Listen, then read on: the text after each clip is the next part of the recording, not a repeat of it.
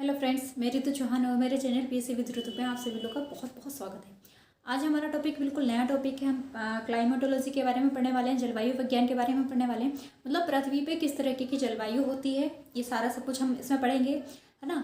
तो video topic बिल्कुल नया है। टॉपिक को समझने के लिए आपको वीडियो को पूरा एंड तक देखना बहुत ज़्यादा ज़रूरी है। अगर आप बीच में ही वीडियो को छोड़कर चले जाएंगे तो आप टॉपिक को पूरा नहीं समझ पाएंगे, नुकसान आपका होगा। और अगर वीडियो को पूरा देखिए, वीडियो पसंद आए तो इसमें एक लाइक ज़रूर कीजिए। हमारा जो आज का टॉपिक है, सबसे पहले हम पढ़ने वाले हैं सूर्यताप या सौर विकिरण क्या होती है।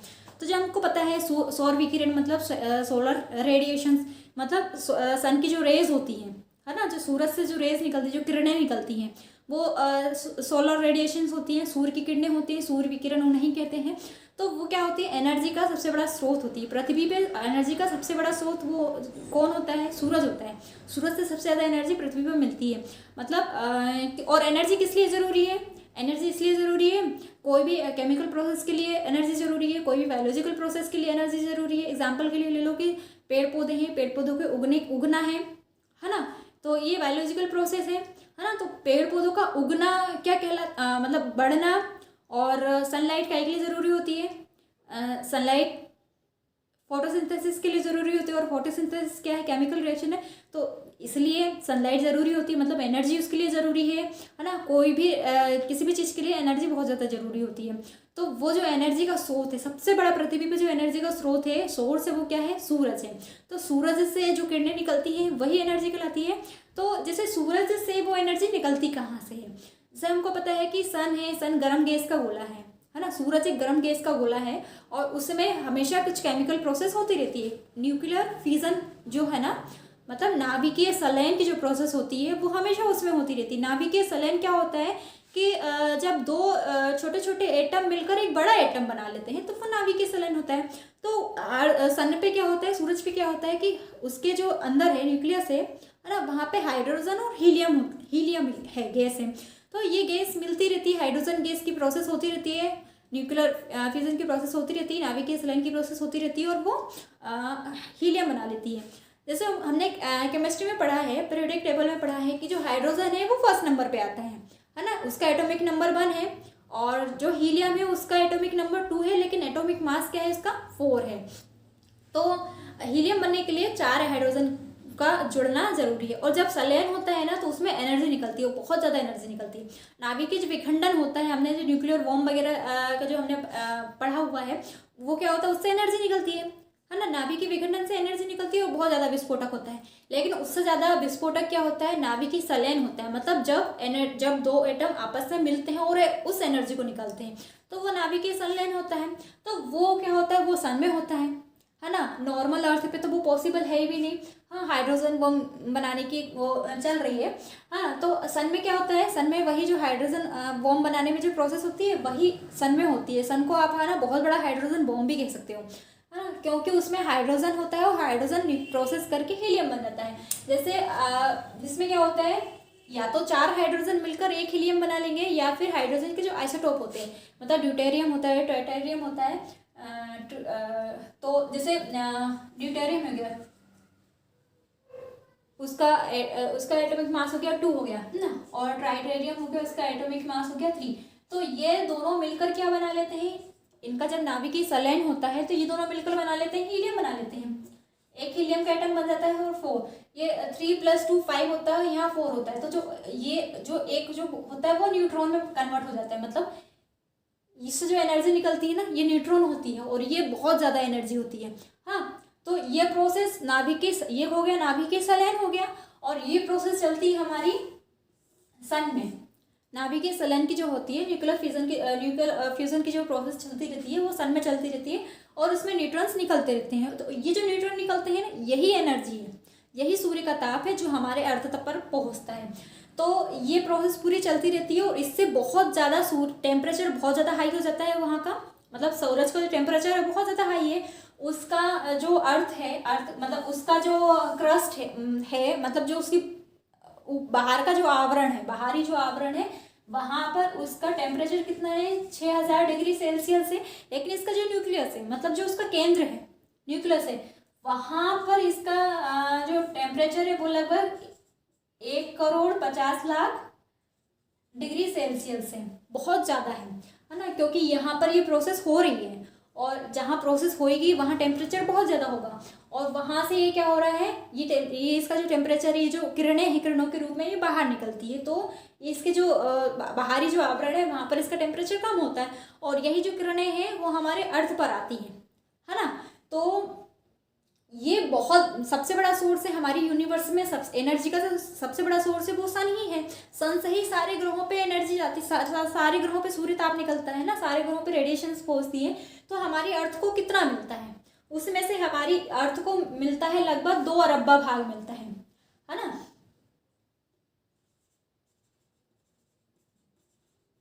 जो टोटल एनर्जी निकलती है, जो टोटल सूर्य ताप निकलता है, सूरज से जो टोटल सूर्य ताप निकलता है उसका 2 अरबा भाग, मतलब कि बहुत नेग्लिजिबल रहता है सूर्य की अपेक्षा। सूर्य से जो निकल रही है, जो किरणें निकल रही है, उसकी पूरी जो किरणें निकल रही है उसकी अपेक्षा जो हमारी अर्थ को मिलता है 2 अरबा भाग मिलता है, जो नेग्लिजिबल होता है, बहुत कम होता है।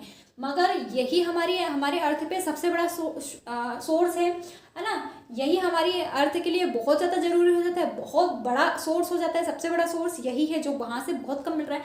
अब कम क्यों मिल रहा है, क्योंकि है ना, एक तो हमारा जो अर्थ है सन से बहुत ज़्यादा दूर है और दूसरी सूर्य की अपेक्षा जो हमारी पृथ्वी है वो बहुत ज़्यादा छोटी है, इसलिए हमको इसका बहुत थोड़ा सा भाग मिलता है, सूर्य ताप का बहुत थोड़ा सा भाग मिलता है।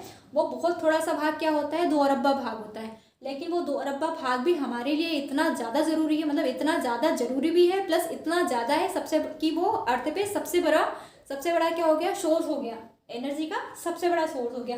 तो ये एनर्जी सन में आती कहाँ से, ये एनर्जी आती है सन में, उसमें न्यूक्लियर फ्यूजन की जो रिएक्शन होती है, नाभिकीय संलयन की जो रिएक्शन होती रहती है, चलती रहती है। और नाभिकीय संलयन मतलब क्या होता है, नाभिकीय संलयन मतलब होता है कि ये दो हाइड्रोजन मिलकर हीलियम बना लेते हैं। जब मतलब जो 2 छोटे छोटे एटम मिलकर एक बड़ा एटम बना लेता है और उससे जो एनर्जी रिलीज होती है, तो वो एनर्जी क्या होती है, नाभिकीय संलयन से जो एनर्जी निकलती है वो बहुत ज़्यादा विस्फोटक भी होती है और बहुत ज़्यादा भी होती है, क्वांटिटी में भी ज़्यादा होती है, क्वालिटी में भी बहुत ज़्यादा होती है। तो ये वाली प्रोसेस चलती रहती है और इसी क्रिया से इसमें जो ताप है बढ़ता रहता है, रेज सूर्य ताप निकलता रहता है, वो हमारे अर्थ को मिलता रहता है। तो मैंने आपको ये बता दिया कि ये पूरी उसमें प्रोसेस चलती है। जो सन है वो वहाँ पे सन के जो कोर है वहाँ पर 1,50,00,000 डिग्री सेल्सियस का तापमान होता है और ये इसके पृष्ठ पे होता है 6,000 डिग्री सेल्सियस का तापमान होता है। और जो हमारे अर्थ पे मिलता है वो बहुत ही कम होता है। तो ये हो गया।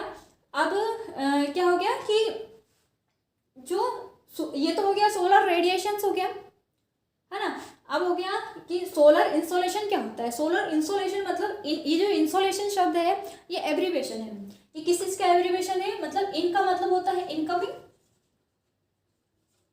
सोलर और रेडिएशन।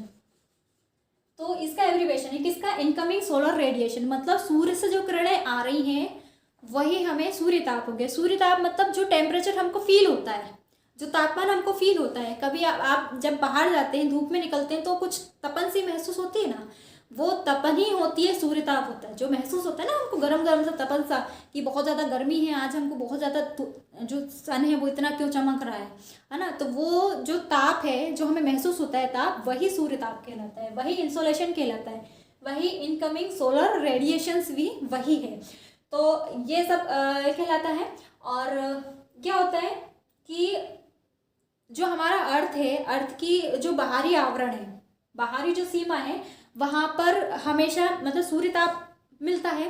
तो जब 1 सेंटीमीटर 1 स्क्वायर सेंटीमीटर पे 1 मिनट में जितना एनर्जी मिलती है, वो एनर्जी क्या कहलाती है, सौर स्थिरांक कहलाती है। मतलब कि जो बाहरी आवरण है हमारा, जो जैसे हमारा जो अर्थ है, अर्थ की जो बाहरी आवरण है ना, वायुमंडल है, वायुमंडल पे हमेशा एक जैसा ही मिलता है, क्योंकि वायुमंडल एक जैसा ही होता है, हमारा हमेशा एक ही है। तो वहाँ पे जो सन की रेज आ रही है वो भी एक ही तरीके की आ रही हैं, तो वहाँ के हर जगह पर एक ही जैसा मिलता है, एक ही क्वांटिटी में तापमान मिलता है। तो एग्जाम्पल के लिए ले लो कि जब 1 सेंटीमीटर स्क्वायर पर 1 मिनट में 1 सेंटीमीटर स्क्वायर, 1 सेंटीमीटर मतलब बहुत छोटी सी जगह पर 1 मिनट में जितनी एनर्जी मिल रही है, वो एनर्जी कितनी होती है, 1.94 कैलोरी होती है। वायुमंडल का जो बाहरी आवरण होता है, वायुमंडल की जो बाहरी, पृथ्वी की जो वायुमंडल होता है, वायुमंडल की जो बाहरी सीमा होती है, उस पर 1 मिनट में 1 सेंटीमीटर स्क्वायर क्षेत्रफल पर कितनी एनर्जी मिल रही है, सूर्य का कितना तापमान मिल रहा है, कितनी ऊर्जा मिल रही है, 1.94 कैलोरी, इतनी एनर्जी मिल रही है ना। तो ये क्या है, ये कांस्टेंट होता है, ये कांस्टेंट है। कांस्टेंट मतलब स्थिर है, कभी चेंज नहीं होता है, हमेशा उतना ही मिलेगा, उतनी जगह पे उतना ही मिलेगा, और इसको अपन बड़ा करते जाते हैं, है ना। तो ये एक बिल्कुल समझाने के लिए है कि इतनी छोटी एक सेंटीमीटर स्क्वायर पर 1 मिनट में कितनी एनर्जी मिल रही है, 1.94 एनर्जी मिल रही है, और ये कांस्टेंट है, इसको सोलर कांस्टेंट बोलते हैं, है ना। कभी आपको अगर एग्जाम में आ गया है कि सोलर कांस्टेंट मतलब क्या होता है, सोलर कांस्टेंट की वैल्यू क्या है, तो आपको वहाँ पर लिख के आना पड़ेगा 1.94 कैलोरी। और कैलोरी मतलब क्या होता है, कैलोरी एक यूनिट है, इसको आप ऐसे समझ लो कि 1 ग्राम पानी जो ले लो और उसको 1 डिग्री सेल्सियस तापमान बढ़ाने पर जितनी एनर्जी लगेगी, जितनी ऊर्जा लगेगी, वो क्या हो जाती है, वो कैलोरी हो जाती है ना। कैलोरी मतलब कि 1 ग्राम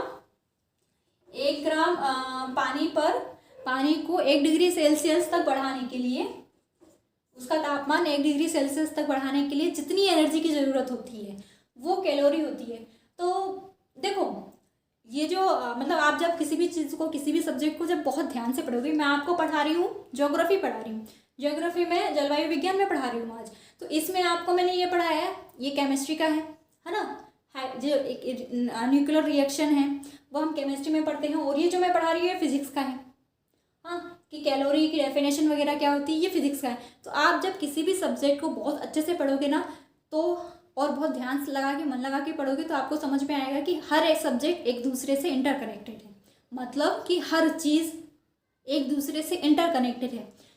जहाँ पर भूगोल खत्म हो रहा है वहाँ पर केमिस्ट्री शुरू हो रही है ना। जहाँ केमिस्ट्री खत्म हो रही है वहाँ से फिजिक्स शुरू हो रही है, जहाँ फिजिक्स खत्म हो रही है वहाँ से बायोलॉजी शुरू हो रही है, मतलब हर चीज़ एक दूसरे से इंटरकनेक्टेड है। ज़रूरत है आपको समझने की कि वो किस तरीके से इंटरकनेक्टेड है। अब जैसे ये जो मैंने पढ़ाया है, ये कैलोरी की डेफिनेशन क्या होगी, कैलोरी की डेफिनेशन हो गई, मतलब कैलोरी के समझने के लिए आप ऐसे समझ लो कि 1 ग्राम पानी को गर्म करने के लिए, 1 डिग्री सेल्सियस तक गर्म करने के लिए जितनी एनर्जी की जरूरत होती है, जितनी ऊर्जा की जरूरत होती है, वो कैलोरी कहलाती है ना। तो ये जो सन रेज हैं, जो सूर्य ताप है, वो जो पृथ्वी पे आता है, तो वो पृथ्वी पे किस रूप में आता है, किस फॉर्म में आता है, ये लघु तरंगों के रूप में आती है। ये भी हमने फिजिक्स में पढ़ा है कि लघु तरंग क्या होती है, शॉर्ट वेव्स होती है ना। ये पृथ्वी पर शॉर्ट वेव्स में आती हैं, और शॉर्ट वेव्स में आती है इसी कारण क्या होता है, ये वायुमंडल को क्रॉस करके पृथ्वी पर आ जाती है, भूपृष्ठ पर आ जाती है, और जब ये भूपृष्ठ से वापस टकराती हैं तो ये कन्वर्ट हो जाती हैं, ये शॉर्ट वेव से लॉन्ग वेव में कन्वर्ट हो जाती हैं। ये आगे मैं आपको पढ़ाऊंगी, है ना। तो किस फॉर्म में आती है, ये आती है सूरज से जब पृथ्वी पर तरंगे आती हैं, मतलब सौर विकिरण आती हैं, तो वो लघु तरंगों के रूप में होती है, शॉर्ट वेव्स में रूप में होती है, और इनकी कुछ स्पीड होती है। जो किरणें हैं, सूर्य की जो किरणें हैं, जो किरण है वो लाइट है, मतलब दिन में हम जब निकलते हैं, सूरज निकलता है तो हमको दिन दिखाई देता है, दिन होता है ना, चीज़ें हमको दिखाई देती हैं, तो वो मतलब वो प्रकाश है, सूरज का प्रकाश। तो सूरज का प्रकाश किस गति से आता है पृथ्वी पर, स्पीड ऑफ लाइट, मतलब स्पीड ऑफ लाइट कितनी है, स्पीड ऑफ लाइट कितनी है, हमने पढ़ा है फिजिक्स में 3 × 10⁸ मीटर पर सेकेंड, ये स्पीड ऑफ लाइट है ना। तो इस गति से सूर्य के जो भी ताप है, जो भी विकिरण है, वो इस गति से पृथ्वी पर आता है, 3 × 10⁸ मीटर पर सेकेंड। तो इस गति से ये आता है ना। तो इसमें मैंने आपको बता दिया केमिस्ट्री में कि नाभिक के संलयन की प्रोसेस क्या होती है ना, कैलोरी वगैरह क्या होती है, सोलर कांस्टेंट क्या होता है, और स्पीड ऑफ लाइट। अगर आपको मतलब ना जो पीएससी है ना, जो स्टेट पीएससी एमपीपीएससी है, उसमें कुछ भी क्वेश्चन आ जाते हैं। 2018 में शायद एक क्वेश्चन आया था कि उसका जो आंसर था 20 to 20,000 हर्ट्ज था, मतलब कि जो मानव को सुनाई देने वाली जो ध्वनि होती है ना, वो उसका कितना रेंज होता है, तो उसका वो कितना था 20 to 20,000 हर्ट्ज, तो मतलब कुछ भी उठा कर देते थे। वो जो क्वेश्चन है वो शायद 9th और 10th लेवल का क्वेश्चन है। तो ये वाला जो क्वेश्चन है ये भी 9th और 10th लेवल का क्वेश्चन है कि स्पीड ऑफ लाइट क्या होती है। तो आप इसको अच्छे से समझ लो, क्योंकि जो एमपीएससी है ना, वो कुछ भी उठा के दे देता है, उसका कोई मतलब लेवल नहीं है, बहुत हाई लेवल का भी दे देता है, बहुत लो लेवल का भी दे देता है। तो ये जो है ना, ये 9th स्टैंडर्ड का जो क्वेश्चन है कि स्पीड ऑफ लाइट कितनी होती है, 3 × 10⁸ होती है। और इस स्पीड से, इस गति से सूर्य की जो किरणें हैं हमारी पृथ्वी पर आती हैं। हमारी पृथ्वी पर सूर्य की जो टोटल किरणें हैं उनकी कितना भाग मिलता है, उसका सिर्फ 2 अरब भाग मिलता है, जो हमारी पृथ्वी के लिए बहुत ज़्यादा जरूरी होता है और बहुत बड़ा स्रोत होता है ये, है ना। और कितना सोलर कांस्टेंट क्या होता है, सोलर कांस्टेंट मतलब कि जो बाहरी सीमा पर, वायुमंडल की बाहरी सीमा पर सूर्य की किरणें 1 सेंटीमीटर स्क्वायर पर 1 मिनट में जितनी पड़ती हैं, जितनी एनर्जी लेकर आती हैं, तो वो एनर्जी कितनी होती है, वो होती है 1.94 1.94 कैलोरी होती है। ये सोलर कांस्टेंट होती है, सौर स्थिरांक कहती है ना। अगर आपसे किसी ने क्वेश्चन पूछ लिया कि सौर स्थिरांक क्या है, तो क्या है वो सौर स्थिरांक, सौर स्थिरांक है 1.94 कैलोरी, कांस्टेंट है, ये चेंज नहीं होती है ना। और कैलोरी मतलब क्या होता है, कैलोरी का मतलब होता है कि 1 ग्राम पानी को गर्म करने के लिए, 1 डिग्री सेल्सियस तक गर्म करने के लिए जो ऊर्जा की जरूरत होती है वो कैलोरी हो गया। तो ये सारा मैंने आपको, ये पूरा फिजिक्स, केमिस्ट्री और ज्योग्राफी मैंने आज आपको एक साथ पढ़ा दी।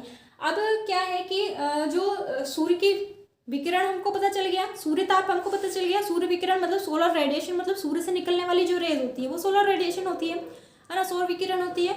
और वो किस फॉर्म में आती है, लघु तरंगों के रूप में आती है। और हमारी, और जो हमें जो महसूस होता है, जो तपन हमको महसूस होती है ना, जब सूरज निकल रहा हो और उस वक्त हमको जो तपन महसूस हो रही है वो सूर्य ताप कहलाती है ना। वो जो गरम गरम फील होता है वो सूर्य ताप कहलाता है। तो जो सूर्य ताप है ना, जो सौर विकिरण है, वो पृथ्वी पर कहाँ कहाँ मिलता है, मतलब ये पूरे पृथ्वी पर एक जैसा नहीं मिलता है।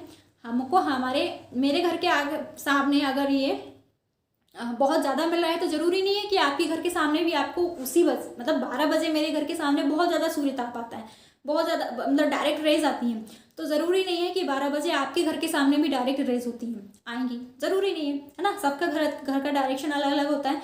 तो ऐसे ही पूरी पृथ्वी पर, क्योंकि पृथ्वी में विषमताएं बहुत ज़्यादा हैं, तो कहाँ पे सूर्य ताप कहाँ पर कितना मिल रहा है, तो उनका भी वितरण अलग अलग है। जैसे कि अब मैंने यहाँ पर एक वो डायग्राम बना लिया है अर्थ का पूरा, इसकी जो जितनी भी इमेजिनरी लाइंस होती है ना, जैसे भूमध्य रेखा है, भूमध्य रेखा मतलब 0 डिग्री अक्षांश होता है, जैसे प्राइम मेरिडियन बोलते हैं ना, 0 डिग्री अक्षांश, विषुवत रेखा, भूमध्य रेखा जिसको कहते हैं।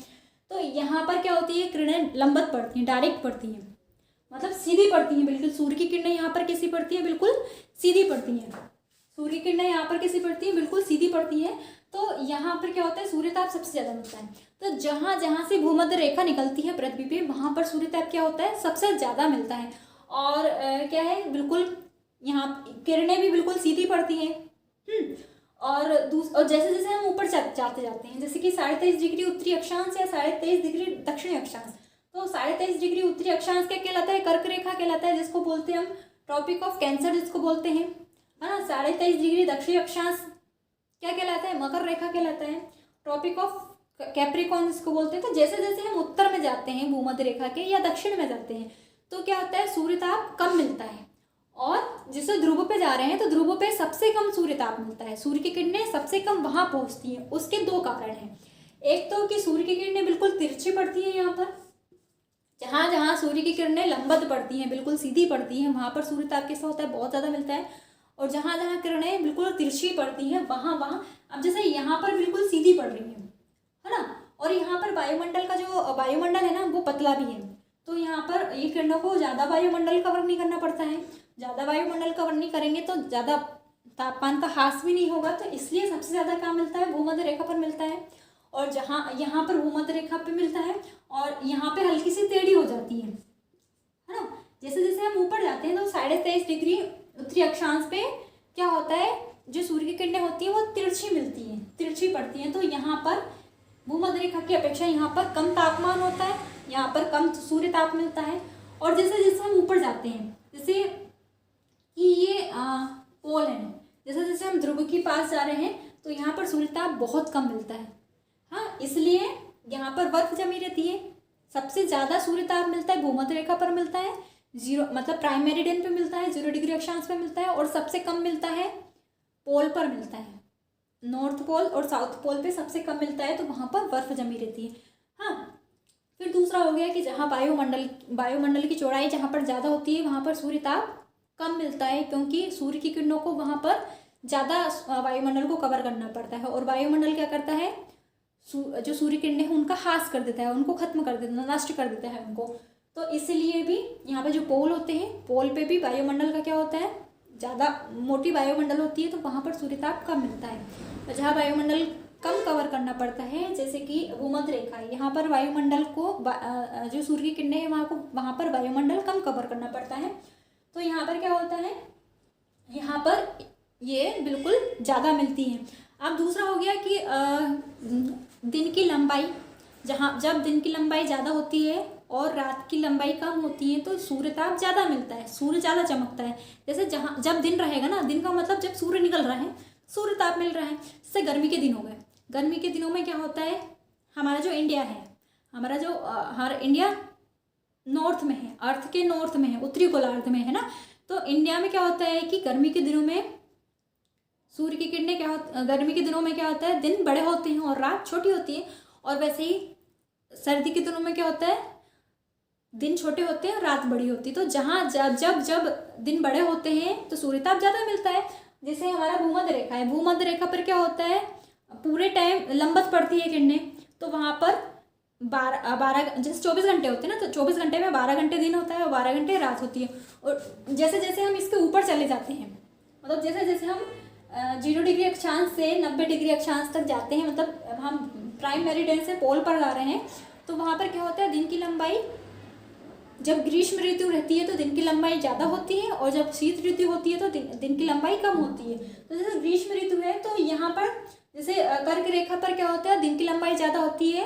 और मतलब जैसे कि यहाँ पर भूमध्य रेखा पे 12 घंटे का दिन हो रहा है, 12 घंटे की रात हो रही है। तो कर्क रेखा पर क्या होता है कि ये लगभग 13 घंटे की दिन होता है और 11 घंटे की रात होती है, 24 घंटे होते हैं। तो दिन की लंबाई ज़्यादा हो जाएगी और रात की लंबाई कम हो जाएगी। और पोल पर क्या होता है, 6 महीने का दिन होता है और 6 महीने की रात होती है। और ग्रीष्म ऋतु में, शीत ऋतु में इसका उल्टा हो जाता है। शीत ऋतु में क्या होता है कि उत्तरी अक्षांश में क्या होता है, दिन की लंबाई कम होती है और रात की लंबाई ज़्यादा होती है। तो जब दिन बड़े होते हैं तो सूर्यताप ज़्यादा मिलता है और जब दिन छोटे होते हैं तो सूर्यताप कम मिलता है। दूसरा होता है कि जब मतलब ना, जैसे बादल छा रहा हो, आकाश में बादल छा रहे हैं या धूल बहुत ज़्यादा हो रही है, धुंध हो रही है ना, धूल मिट्टी ज़्यादा हो रही है, धुआं ज़्यादा हो रहा है, तो उस समय क्या होता है, सूर्यताप धरती पर नहीं है पहुंच पाता है, तो उस समय भी सूर्यताप कम मिलता है। क्या होता है कि जो धूल, बादल और ये धुंध होती है ना, धुएं वगैरह, ये सूर्यताप को या तो ऑब्जर्व कर लेते हैं, इनका अवशोषण कर लेते हैं, या उनका रिफ्लेक्ट कर देते हैं, परावर्तित कर देते हैं, या उनका स्कैटर कर देते हैं, उनका प्रकीर्णन कर देते हैं, उनको स्कैटर कर देते हैं। अब एक क्वेश्चन बहुत ज़्यादा पूछा जाता है, मतलब बहुत ज़्यादा आता है कि जो बादल हैं, आपको मान लो एक क्वेश्चन दे दिया है कि बादल सूर्य की किरणों को, और नीचे ऑप्शन दे दिया आपको कि ऑब्जर्व करते हैं, अवशोषित करते हैं, परावर्तित करते हैं, रिफ्लेक्ट करते हैं, या फिर उनका प्रकीर्णन करते हैं, तो क्या करते हैं इसमें? आप सबसे पहले आप मेरे को कमेंट करके बताओ सबसे पहले कि जो सूर्य की किरणें, जो बादल है वो सूर्य की किरणों का क्या करते हैं, उनको अवशोषित करते हैं, उनको परावर्तित करते हैं, या उनका प्रकीर्णन करते हैं? तो क्या करते हैं बादल, क्या करते हैं, उनका परावर्तित करते हैं, रिफ्लेक्ट करते हैं, अवशोषित नहीं करते हैं। अधिकतर लोग उसमें लगाते हैं कि बादल जो है अवशोषित कर लेते हैं, सूर्य की किरणों को अवशोषित कर लेते, सूर्य की किरणों को अवशोषित नहीं करते हैं, बादल उसको परावर्तित करते हैं, है ना। आप जाके इसको सर्च करिए, बादल सूर्य की किरणों को परावर्तित करते हैं। जब बादल छाए रहते हैं तब सूर्य की किरणें नहीं पहुंच पाती है पृथ्वी पर। जब ज़्यादा धूल रहती है आसमान में, या ज़्यादा धुंध रहती है, या ज़्यादा धुआं रहती है, या ज़्यादा नमी रहती है, आर्द्रता रहती है ना, वातावरण में ज़्यादा नमी रहती है, तब भी पृथ्वी पर क्या होती है, सूर्य की किरणें वापस सीधी नहीं पहुंच पाती है। और दूसरा क्या होता है कि जब पेड़ पौधे हम ज़्यादा लगाते हैं, जहाँ पर पेड़ पौधे ज़्यादा होते हैं वहाँ पर भी डायरेक्ट सूर्य की किरणें नहीं पड़ पाती हैं। फिर क्या होता है, नेक्स्ट है इसका कि व्यवहार, मतलब जैसे कि चिकनी मिट्टी है, चिकनी मिट्टी के क्षेत्र हैं, तो वहाँ पर क्या होता है, चिकनी मिट्टी कहती है रिफ्लेक्ट कर देता है, कम अवशोषित करती है। काली मिट्टी के क्षेत्र जहाँ होते हैं वो सूर्य ताप को ज़्यादा अवशोषित कर लेते हैं। जैसे पत्थर वाली जो जगह होती है, पथरीली जो जगह होती है, रेगिस्तानी जो जगह होती है जहाँ पर रेत बालू होती है, वो क्या करते हैं, सूर्य की किरणों को ज़्यादा अवशोषित कर लेते हैं। और जैसे चिकनी जगह है, मतलब जैसे कि बर्फीली जगह है, बर्फ़ क्या करती है, सूर्य की किरणों को रिफ्लेक्ट कर देती है। तो जहाँ बर्फीली जगह होती है वहाँ पर सूर्य ताप कम मिलता है, क्योंकि वो रिफ्लेक्ट कर देते हैं उसको, मतलब उसका परावर्तित कर देती है। तो ये सब हो गया कि कहाँ कहाँ। और जैसे कुछ क्षेत्र होते हैं जो सूर्य के बिल्कुल सामने होते हैं, है ना, जैसे एक पहाड़ है ना, ये सूर्य है, तो ये वाला जो क्षेत्र है ना इसके सम्मुख है, बिल्कुल सामने है। तो जहाँ सामने है वहाँ पर सूर्य की किरणें ज़्यादा मिलती हैं, और जो सूर्य के विमुख क्षेत्र होते हैं, मतलब पीछे के जो क्षेत्र होते हैं, वहाँ पर सूर्य की किरणें कम मिलती हैं। हमेशा हर जगह होता है। जैसे कि आपका घर अगर सूर्य के बिल्कुल सामने आ रहा है, पूर्व दिशा में आ रहा है, तो क्या होता है, सूर्य की किरणें वहाँ पर, सूर्य ताप वहाँ पर, सनराइज वहाँ पर ज़्यादा होगा, और सूर्य की जो पीछे भाग है वहाँ पर सूर्य की किरणें कम मिलती है। मतलब ढाल के अनुसार भी प्राप्त होता है कि सूर्य की किरणें कहाँ ज़्यादा है मिल रही हैं, सूर्य ताप कहाँ ज़्यादा मिल रहा है, कहाँ कम मिल रहा है ना। ये हो गया। फिर दूरी पर भी डिपेंड करता है कि जब पृथ्वी की और सन की दूरी, पृथ्वी की और सूरज की दूरी जब सबसे ज़्यादा होती है तब पृथ्वी पर सूर्य ताप कम मिलता है, और जब पृथ्वी और सूरज की दूरी सबसे कम होती है, तो जैसे कि एग्जाम ले लो कि 21 जून है ना, 21 जून पे क्या होता है, अपसोरिक होता है। अपसोरिक का मतलब क्या होता है कि सूर्य का और पृथ्वी की जो दूरी होती है ना वो सबसे ज्यादा होती है। वो कितनी होती है, मतलब 15.12 करोड़ किलोमीटर। 21 जून को सूर्य की और पृथ्वी की दूरी सबसे ज्यादा होती है, वो होती है 15.12 करोड़ किलोमीटर होती है। तो इस दिन क्या होता है, सूर्य ताप कम मिलता है, क्योंकि दूरी बहुत ज्यादा है इसलिए सूर्य ताप कम मिल रहा है। और 22 दिसंबर के दिन क्या होता है, उपसौरिक होता है ना। इस दिन सूर्य की और पृथ्वी की जो दूरी होती है वो सबसे कम होती है। कितनी होती है, 14.22 करोड़ कुछ है शायद, है ना। ये वाला कुछ इधर थोड़ा सा कंफ्यूजन हो रहा है, 14.12 करोड़ है या 14.22 करोड़ किलोमीटर है ना। तो इसमें क्या होता है कि सूर्य की दूरी और पृथ्वी की दूरी सबसे कम होती है। तो इस दिन 22 दिसंबर के दिन सबसे ज़्यादा सूर्य प्राप्त होता है, मतलब सबसे ज़्यादा सनरेज प्राप्त होती हैं। दिसंबर मतलब इंडिया में दिसंबर मतलब ठंड का महीना होता है, तो 22 दिसंबर के दिन जो धूप है बहुत तेज पड़ती है। क्यों, क्योंकि उपसौरिक होता है, मतलब कि सूर्य और पृथ्वी सबसे पास होती है, 14.12 करोड़ की किलोमीटर के आसपास की इनकी दूरी होती है। और 21 जून को अपसौरिक होता है, मतलब सबसे ज़्यादा दूर होते हैं दोनों एक दूसरे से, 15.12 करोड़ की होती। तो जब दूर होंगी पृथ्वी से, सूरज दूर होगा तो कम मिलेगी, और जब पृथ्वी से सूरज पास होगा तो ज़्यादा सूरज की किरणें मिलेंगी। ये धीरे धीरे प्रोसेस चलती रहती है ना। हाँ, ये हो गया। और फिर एक और चीज होती है, सन स्पॉट होते हैं, सूर्य कलंक होते हैं, सन स्पॉट्स होते हैं, जिसको हिंदी में बोलते हैं सूर्य कलंक। सूर्य कलंक क्या होते हैं, जैसे सूरज है तो सूरज पे कुछ धब्बे से दिखाई देने लगते हैं, इस टाइप के कुछ धब्बे से दिखाई देने लगते हैं। ये धब्बे क्या होते हैं, जैसे हमें पता है कि सन क्या होता है, बहुत ज़्यादा गर्म है, तो ये जो धब्बे हैं वो क्या है, अपेक्षाकृत ठंडे स्थान है। जो बाकी की जो जगह है उसके अपेक्षा ये क्या होते हैं, ठंडे स्थान होते हैं, इनका टेम्परेचर बाकी की टेम्परेचर से थोड़ा कम होता है। तो कुछ धब्बे, काले काले धब्बे से हमको दिखने लगते हैं, जब हम देखते हैं तो काले काले धब्बे से दिखने लगते हैं, तो इनको हम बोलते हैं सौर कलंक, है ना, सन स्पॉट होते हैं। तो जब ये सन में ज़्यादा होते हैं, सूरज पे जब ये सौर कलंक ज़्यादा होते हैं तो पृथ्वी पर क्या होती है, सूर्य की किरणें ज़्यादा पहुँचती हैं। और जब ये सौर कलंक कम होते हैं तो पृथ्वी पे क्या होती है, सूर्य की किरणें कम पहुँचती हैं। इनके ज़्यादा और कम होने पे सूर्य पे जो सौर कलंक होते हैं उनके कम और ज़्यादा होने से भी हमारी पृथ्वी पे सूर्य की किरणों का मिलना कम ज़्यादा होता रहता है। और इनका कुछ टाइम ड्यूरेशन है कि ये 11 साल में बढ़ते हैं और 11 साल में कम होते हैं, पूरा 21 साल का इनका पूरा ड्यूरेशन है ना। तो ये बता दिया मैंने आपको कि कहाँ कहाँ सूर्य की किरणें ज़्यादा पड़ती है और कब कब ज़्यादा पड़ती हैं, है ना, और कब कब सूर्य की किरणें हमको, मतलब सूर्य ताप हमको कम प्राप्त होता है। तो ये मैंने पूरा बता दिया। अब इसमें एक और चीज रह गई है, एल्बिडो। एक शब्द होता है एल्बिडो। एल्बिडो मतलब कि होता है कि जब सूर्य की किरणें पृथ्वी पर पड़ रही हैं, जब भूपृष्ठ पे आती हैं सूर्य की किरणें तो टकराकर परावर्तित होती हैं, कुछ किरणें वापस चली जाती हैं, हमको पता है ना, और उस वापस जाके कुछ वायुमंडल में अटक जाती हैं, कुछ कहीं अटक जाती हैं। तो जितना सूर्य, जैसे हमारी ये पृथ्वी है ना, हमारी ये भूपृष्ठ है, तो ये भूपृष्ठ पे जितनी किरणें मिल रही हैं उसमें से कुछ किरणें परावर्तित भी हो रही हैं, वापस भी जा रही हैं ना, रिफ्लेक्ट भी हो रही है कुछ किरणें। तो एल्बिडो का मतलब क्या होता है, एल्बिडो का मतलब होता है कि जितनी परावर्त तल से जितनी तल से परावर्तित जितनी किरणें हैं ना, और टोटल जितनी किरणें मिल रही हैं, टोटल जितनी पृथ्वी पर मतलब भूपृष्ठ पे जितनी किरणें आ रही हैं, टोटल जितनी किरणें आ रही हैं, तो उनका अनुपात, उनका रेशो एल्बिडो कहलाता है। एल्बिडो का मतलब क्या होता है कि भूपृष्ठ पे जितनी किरणें परावर्तित हो रही हैं और भूपृष्ठ पे जितनी किरणें टोटल मिल रही हैं, उनका जो अनुपात होता है वो एल्बिडो होता है ना। तो अलग अलग चीज़ों का एल्बिडो अलग अलग होता है ना। जैसे कि बर्फ़ का एल्बिडो सबसे ज़्यादा होता है, बर्फ़ सबसे ज़्यादा रिफ्लेक्ट करती है ना। कुछ थोड़ा उसका एल्बिडो होता है लगभग 75 से 95 होता है, 75 से 95 एल्बिडो होता है बर्फ़ का एल्बिडो होता है। उसके बाद बादल का एल्बिडो होता है ना। सबसे ज़्यादा एल्बिडो बर्फ़ का होता है, फिर बादल का होता है, फिर अलग अलग चीज़ों का होता है। जैसे कांच का अलग होता है, पानी का अलग होता है, घास का अलग होता है, मिट्टी का अलग होता है। हमारे ह्यूमन बॉडी का भी एक कुछ एल्बिडो होता है ना। जैसे कि हमारी जो ह्यूमन बॉडी में भी दो तरह की स्किन होती है, एक लाइट टोन स्किन होती है, डार्क टोन स्किन होती है। तो जो लाइट टोन स्किन होती है उसका एल्बिडो कैसा होता है, जो लाइट टोन स्किन होती है उसका एल्बिडो 0.4 से 0.45 तक का होता है। मतलब जो गोरे लोग होते हैं उनका एल्बिडो कितना होता है, 0.4 से 0.45 होता है। और जो डार्क टोन स्किन होती है उनका एल्बिडो कितना होता है, 0.2 से 0.25 के बीच का होता है, ये डार्क टोन का।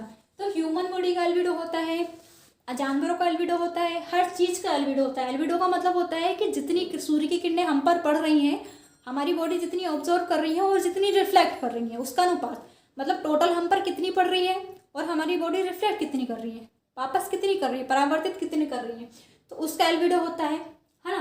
तो 0.2 से 0.25 मतलब जो डार्क चीज़ें होती हैं वो क्या करती है, ऑब्जर्व कर लेती हैं, सूर्य की किरणों को ऑब्जर्व कर लेती हैं। तो एल्बिडो कितना हो गया हमारा, कम हो गया। डार्क टोन का कितना हो गया, 0.2 से 0.25 हो गया। लाइट टोन का कितना हो गया, 0.4 से 0.45 हो गया। ये आपको कहीं नहीं मिलेगा। ये मतलब ये चीज़ें मैं ढूंढ ढूंढ कर लेकर आती हूँ, है ना। दिमाग में जब क्वेरीज चलती रहती ना कि इस चीज़ कैसे क्या हो सकता है, ये क्या हो सकता है, तो ये मेरे दिमाग में एकदम से आया कि ह्यूमन बॉडी का भी कुछ एल्बिडो होता होगा, है ना। तो ह्यूमन बॉडी का एल्बिडो कितना होता है, 0.45 से ये लाइट टोन का होता है और 0.2 से 0.25 तक का डार्क टोन का होता है ना। तो ये मैंने आपको आज सारा कुछ बता दिया इसमें कि सौर किरणें क्या होती हैं। नाभिकीय संलयन की प्रोसेस सन में होती है और उससे हमारा सूर्य ताप बनता है, और वो सूर्य ताप हमारी पृथ्वी पर पहुंचता है, लघु किरणों के रूप में पहुंचता है ना, लघु तरंगों के रूप में पहुंचता है। और टोटल जो सूर्य ताप होता है उसका 2 भाग पृथ्वी को मिलता है, जो कि बहुत ज़्यादा होता है। पृथ्वी के लिए सबसे ज़्यादा वही होता है। स्पीड ऑफ लाइट कितनी होती है, 3 × 10⁸ होती है। जो सोलर कांस्टेंट होता है, मतलब कि बाहरी सीमा पर 1 सेंटीमीटर स्क्वायर पर 1 मिनट में कितनी एनर्जी मिल रही है, 1.94 कैलोरी मिल रही है। तो ये सोलर कांस्टेंट हो गया। कैलोरी का मतलब होता है कि 1 ग्राम पानी को 1 डिग्री सेल्सियस तक टेम्परेचर बढ़ाने के लिए जितनी एनर्जी दी जाती है वो कैलोरी होती है।